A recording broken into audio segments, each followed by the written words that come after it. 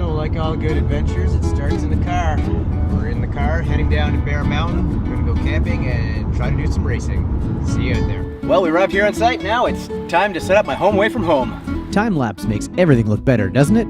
You can't even tell that there was tons of wind while I was setting it up. And there you have it. Home sweet home. Can't run a race on an empty stomach. Time to fuel up with some gnocchi and pesto with veggies. Delicious.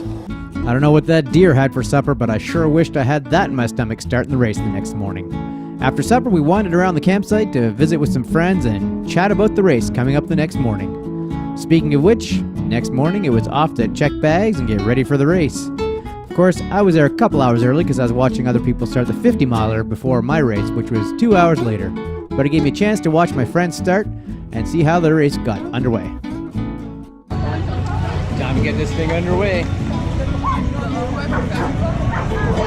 I've done this race before, so I knew what was in store for me right off the bat. You got a flat, quick little section before you go under this little rail bridge or road bridge, and then it's pretty much straight uphill for the next little while as you make your way along the great trails in Bear Mountain.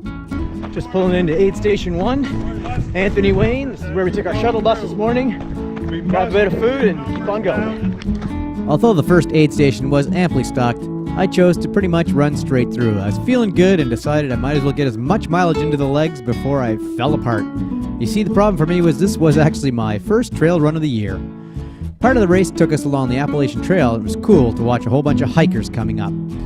The entire second section, I had a really good pace and ran along with a lot of other people, but by the time I got to the second aid station here, I was starting to feel it and decided I better slow down. Just in time, because now we are climbing lots of the rocky bits and checking out things like these shelters.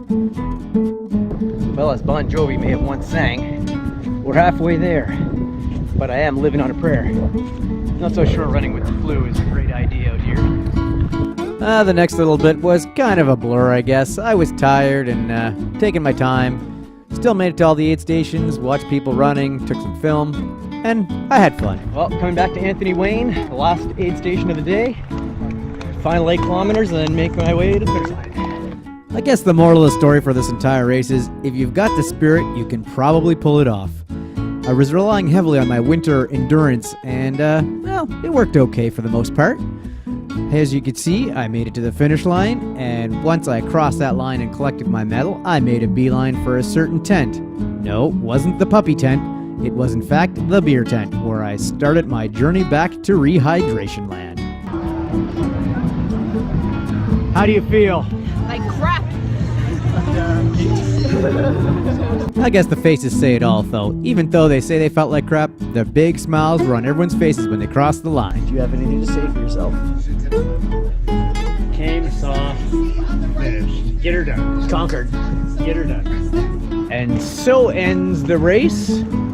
Making our way back to the truck. We're gonna head back to the campground, have a nice sleep, maybe a couple of the beer, and then see what happens.